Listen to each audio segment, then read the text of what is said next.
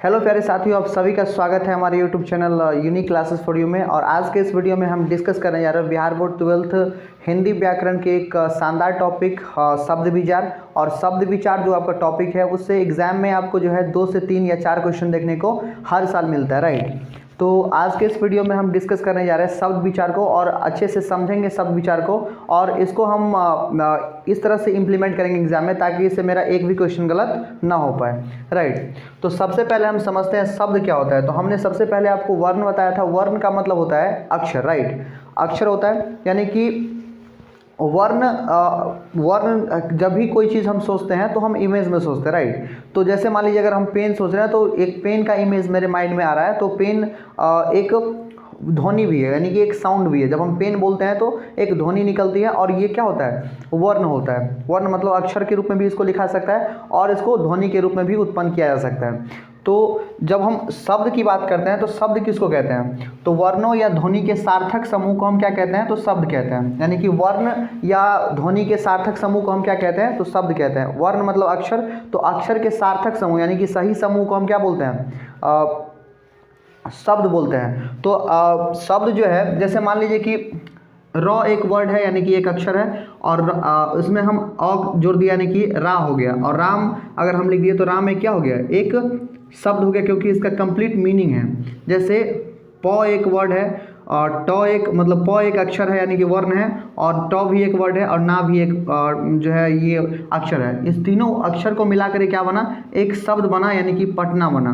तो कहने का सेंस है कि जो शब्द विचार में हम सबसे पहले शब्द के बारे में हमने जाना कि शब्द क्या होता है। तो शब्द वर्णों या ध्वनि के सार्थक समूह को हम क्या बोलते हैं, तो शब्द बोलते हैं। तो फिर शब्द के जो प्रकार है वो 4 तरीके से जो है इसको डिवाइड किया गया है।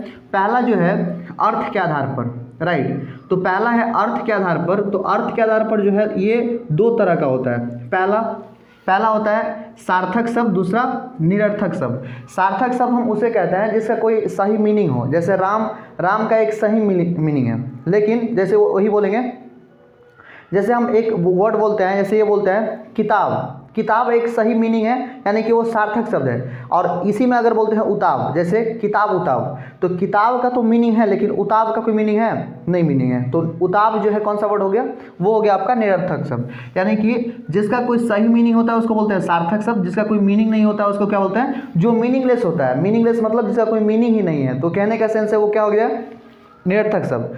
तो सार्थक शब्द और निरर्थक शब्द आपको अच्छे से समझ में आ गया होगा।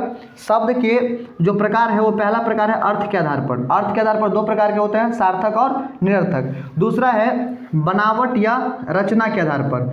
बनावट या रचना के आधार पर ये 3 तरह का होता है। कितने तरह का होता है, तो 3 तरह का होता है। तो पहला जो है वो है आपका रूढ़, दूसरा है आपका यौगिक और तीसरा है आपका योग रूढ़। जब भी हम बात करते हैं इस तरह का क्वेश्चन आपसे एग्जाम में पूछ लिया जाता है कि जो बनावट या रचना के आधार पर शब्द कितने तरह का होता है, तो 3 तरह का होता है। या कई बार पूछ लिया जाता है कि व्युत्पत्ति के आधार पर कितने प्रकार का होता है, तो उसका मतलब भी वही है। तो कितने प्रकार का होगा, तो 3 प्रकार का होगा। पहला रूढ़ शब्द। रूढ़ शब्द का मतलब क्या होता है, रूढ़ शब्द का सीधा मीनिंग है कि जिसका ऐसा शब्द जिसके खंड करने पर कोई अर्थ ना निकले। जैसे हम अगर वर्ड बोलते हैं, जैसे सपोज कीजिए, जैसे हम यहाँ पर बोलते हैं देश को आप खंड किए तो कैसे होता है, दे आ सौ। इसका कोई मीनिंग निकल रहा है खंड करने से, नहीं निकल रहा है। तो कहने का सेंस है कि ये कौन सा शब्द हो गया आपका, ये हो गया आपका रूढ़ शब्द। जैसे हम बोलते हैं राजा, जैसे बोलते हैं राजा बोलते हैं, तो राजा का भी कोई मीनिंग है, बताइए, रा प्लस जा, इसका कोई मीनिंग है, नहीं है। तो खंड करने पर जैसे कोई अर्थ ना निकले उसको क्या बोलते हैं, रूढ़ शब्द। यौगिक शब्द हम किसे बोलते हैं, जो अन्य शब्दों के मेल से बने होते हैं। यानी कि जैसे हम बोलते हैं विद्यालय, तो विद्या प्लस आलय, यानी कि विद्या का, जैसे बोलते हैं देवालय, तो देव प्लस आलय, यानी कि यहाँ पर जो है 2 वर्ड का मिश्रण से क्या बन रहा है, यौगिक बन रहा है। तो हम ये मतलब मानकर चलेंगे कि जो 2 वर्ड के मेल से बने शब्द और उसका कोई खंड करने से कोई अलग अलग मीनिंग भी निकलता है, तो फिर वो क्या हो जाता है, यौगिक शब्द। लेकिन जिसका कोई अर्थ नहीं निकलेगा यानी कि खंड करने पर, वो हो जाएगा रूढ़ शब्द। फिर क्या है, फिर दूसरा है इसमें योग रूढ़। तो योग रूढ़ क्या होता है, योग रूढ़ का मतलब होता है कि जिसका खंड या टुकड़ा नहीं किया जा सके लेकिन उस वर्ड का एक विशेष अर्थ उत्पन्न होता है। ऐसा शब्द जिसका अर्थ विशेष उत्पन्न हो। जैसे बोलते हैं हम चक्र पानी यानी कि जिसके हाथ में क्या हो, चक्र हो, तो उसको क्या बोलेंगे, चक्र पानी। वीणा पानी, वीणा पानी जैसे बोलते हैं लंबोदर। तो ये शब्द जो है उसका एक विशेष अर्थ है, यानी कि किसी न किसी को ये इंडिकेट कर रहा है। जब भी इंडिकेट कर रहा है तो कहने का सेंस है ये कौन सा शब्द हो जाएगा, यौगिक शब्द। लेकिन जो दो वर्ड के मेल से बनेगा, यानी कि एक और एक अन्य शब्दों के मेल से बनेगा तो यौगिक हो जाएगा, और जिसका खंड करने पर एक सही अर्थ निकलेगा वो हो जाएगा यौगिक, और जिसका खंड करने पर कोई भी अर्थ नहीं निकलेगा वो क्या हो जाएगा, आपका रूढ़ शब्द। दूसरा आपका है उत्पत्ति के आधार पर। उत्पत्ति के आधार पर जो है शब्द कितने प्रकार का होता है, तो शब्द जो है 4 प्रकार का होता है। पहला होता है आपका वो तत्सम, दूसरा तद्भव, तीसरा देशज और चौथा विदेशज। तो ये टॉपिक पर आपको एक अलग से सेपरेट वीडियो मिलेगा, राइट। तत्सम, तद्भव और देशज विदेशज, क्योंकि इससे एग्जाम में सीधा सीधा क्वेश्चन पूछ लिया जाता है और आपको जो है एग्जाम में थोड़ा कन्फ्यूजन होता है, तो इस पर हम सेपरेट वीडियो लेक्चर आपको देने का प्रयास करेंगे, राइट। तो इसके बाद फिर है आपका, और इसके बाद है रूपांतर के आधार पर। तो रूपांतर के आधार पर जो है वो 2 प्रकार का होता है, एक विकारी शब्द और एक अविकारी शब्द। विकारी शब्द हम किसको बोलते हैं, ऐसा शब्द जो जिसके लिंग में परिवर्तन होने से, कारक चिन्ह में परिवर्तन होने से वो चेंज हो जाता है, तो उसको हम क्या बोलते हैं, उसको क्या बोलते हैं, विकारी शब्द। जैसे अगर वह लड़का के लिए भी यूज़ किया जाता है और लड़की के लिए भी यूज़ किया जाता है, तो हम जैसे बोलेंगे कि वह जाता है, तो यानी कि वह ये क्या है, लड़का के लिए है। लेकिन अगर सपोज कीजिए कि बोलेंगे वह जाती है, तो ये वह किसके लिए आया है, तो यह वह जो है लड़की के लिए आया है।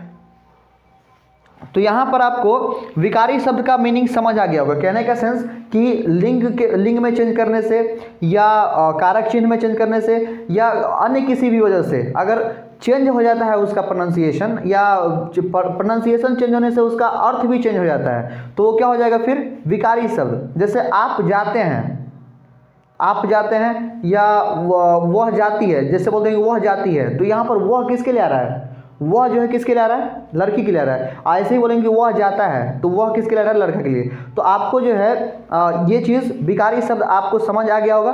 और अविकारी शब्द जिसमें वैसा शब्द जो लिंग के अनुसार या कारक चिन्ह के अनुसार या किसी भी तरह से उसमें कोई परिवर्तन ना आए, यानी कि वो स्त्रीलिंग रहे चाहे पुल्लिंग रहे, सब के लिए वही वर्ड यूज़ किया। जैसे हे, अरे, ये सब वर्ड जो है क्या है, हे, अरे, ये सब वर्ड क्या है आपका, वो है आपका अविकारी शब्द। चाहे कुछ भी, लड़की है उसको भी आप हे बोल सकते हैं, हे ऐसे बोलते हैं।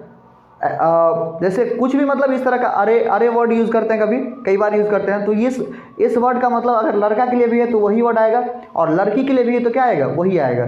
तो ये आप लोगों को जो है अच्छे से समझ आ गया होगा कौन चीज़, विकारी और अविकारी। फिलहाल आप इतना समझिए कि इसका कई बार पूछ लिया जाता है ये आपका प्रकार कितना होता है शब्द का। तो शब्द को 4 कैटेगरी में डिवाइड किया गया, पहला अर्थ के आधार पर, बनावट या रचना के आधार पर, तीसरा उत्पत्ति के आधार पर, और चौथा रूपांतर के आधार पर। आई होप ये आप लोगों को समझ आ गया होगा। और अब हम आगे बढ़ते हैं, समझाने का प्रयास करते हैं। जैसे हम मान लेते हैं वाक्य, आप लोग जानते हैं वाक्य क्या होता है, जब हम 2 या 2 से अधिक वर्ड को यूज़ करते हैं और फ्रेम करके एक सब मतलब एक वाक्य बनाते हैं। जैसे राम पटना जाता है, जैसे बोलते हैं कि राम पटना जाता है, राम पटना जाता है। तो राम पटना जाता है, तो राम क्या हो गया, कर्ता हो गया, यानी कि जा कौन रहा है, तो राम, तो काम करने वाला कर्ता होता है। जा कहाँ रहा है, अंतिम प्रतिफल कहाँ पर रहा है, पटना जाएगा ये, तो पटना क्या हो गया आपका, कर्म हो गया। लेकिन ये उसके लिए जा रहा है यानी कि क्रिया कर रहा है, तो यहाँ पर ये जो जाना है क्या हो गया, क्रिया हो गया। तो इस वीडियो के माध्यम से हमने जो है आपको काफ़ी अच्छे से ये बताने का प्रयास किया, और मिलते हैं नेक्स्ट वीडियो में नेक्स्ट टॉपिक के साथ। और नेक्स्ट टॉपिक आपका रहेगा तत्सम, तद्भव और देशज विदेशज। तो तत्सम, तद्भव और देशज विदेशज से जो है क्वेश्चन आपके एग्जाम में देखने को मिल जाता है, और आपको कई बार कन्फ्यूजन होता है। तो मैं आपको मैं आपसे आशा करता हूँ कि आपको ये वीडियो से काफ़ी कुछ सीखने को मिला होगा, और जल्द ही मिलते हैं नए टॉपिक के साथ। Thank you very much watching this video.